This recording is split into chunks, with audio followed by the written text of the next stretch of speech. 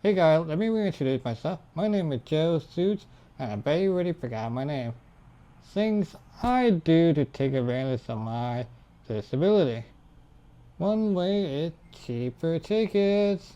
If you live in New York City, there's a hotline that controls all the major stadiums like Madison Square Garden, Radio City, and the smaller ones. They have a number, and you can call them, and they will sell you discounted tickets or a ticket that the original owner is selling, whatever the company that representing the artist is, and on top of that, you pay zero fees. That's like $30 to $50 a ticket. That's insane. A convenience fee? The is that? Is it not more convenient to pay online so you don't have to pay for someone at the box office? Or am I paying the fee because it's more convenient to me than having to go to the venue? Anyway, it's bullshit either way. It should never be so high. Maybe like $10, fine, but even then, there's a convenience fee for movie theater tickets too, and that's bullshit. I'm just gonna go in person and do it. And if it's $20 to $30 a ticket, if you buy 2 or 3 tickets, that's like another ticket right there. Just insane. Also, like when you call, you aren't dealing with resellers, so you get the original price. So for example, I went to see Lady Gaga, phenomenal artist and show. Highly recommend. I paid $90 each for me and my family. People around us paid like $500 to $1,000. That's just so much money to spend on tickets. No artist is worth that unless you are like at the front row. The only person I would pay like $500 would be like for Kanye West. If he did all his greatest hits and wasn't crazy. That'd be really cool, but anybody else? I just don't see it. I would not in the front row, but I would just show a picture just to see my view was. You can call bigger venues like stadium and they will offer cheaper tickets, but your results may vary. Even if they don't offer that much cheaper ticket online, you're saving on fees, so that a lot of money being saved. Pay for parking, expensive hot dogs, whatever. Do it every time. 2. Kind of with the first, but a different angle. Kind of unethical too, but buy the cheapest tickets to the event and go to the box office and be like, hey, I won these tickets, but they're not very successful. Do you have any available? And they should give you accessible seating. I did it once and it worked, but it's just freaky if the place is super jam-packed.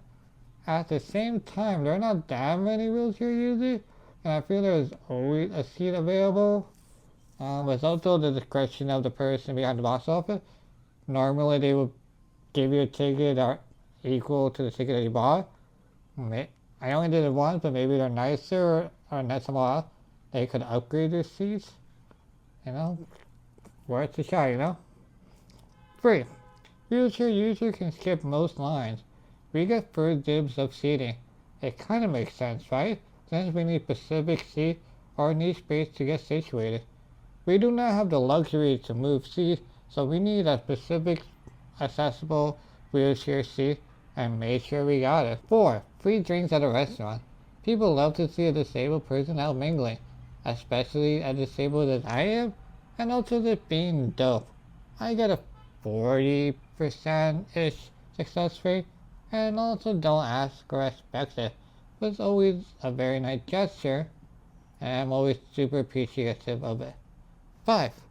I guess it's a funny one, but free health insurance and money per month for just existing. How f***ing cool is that? Obviously the disability sucks, but I will always accept money, especially just existing. Oh, it must be like how it feels to be a woman. 6. Discounted buses and trains and boats. I pay half of all rides. That's super nice.